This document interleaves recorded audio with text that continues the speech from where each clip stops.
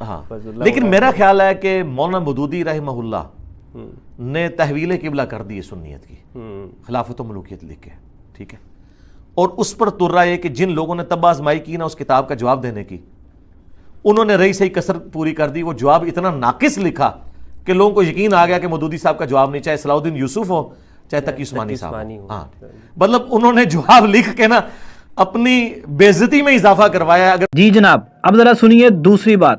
حضرت نے لکھا نمبر 2 کے تحت کہ ابو العلا مودودی نے پیچھے لکھا تھا، جو ہم نے آپ کے سامنے اس کی عبارت پیش کر دی ہے، آپ اس عبارت کو پڑھیں اور دیکھیں کہ مودودی نے کیا لکھا تھا کہ حضرت معاویہ رضی اللہ تعالیٰ کے حکم سے تمام گورنر خطبوں میں حضرت علی رضی اللہ تعالیٰ پر سب و شتم کی بوچھاڑ کرتے تھے. حضرت تقی صاحب نے اس پر کیا لکھا سنیے ذرا. کہتے ہیں اسی طرح تمام گورنر کا جو لفظ مولانا نے استعمال کیا ہے وہ بھی بالکل بلا دلیل ہے. مولانا کے بیان کردہ حوالوں میں صرف 2 گورنروں کا ذکر ہے. ان کی حضرت نے آگے وضاحت کی ہے.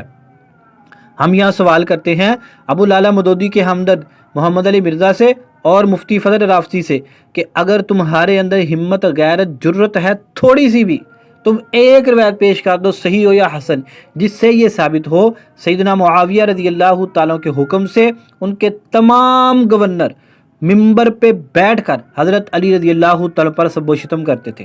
اور اگر تم جس طرح مودودی نے لکھا اس طرح ثابت نہ کر سکے تو پتہ چل جائے گا کہ شیخ الاسلام تقی عثمانی صاحب سچے ہیں، ابو العلا مودودی انجینئر محمد علی مرزا مفتی فضل ہمدرد جھوٹے ہیں. یہ ہمارا تم سے مطالبہ ہے، تم نے اس کو پورا کرنا ہے.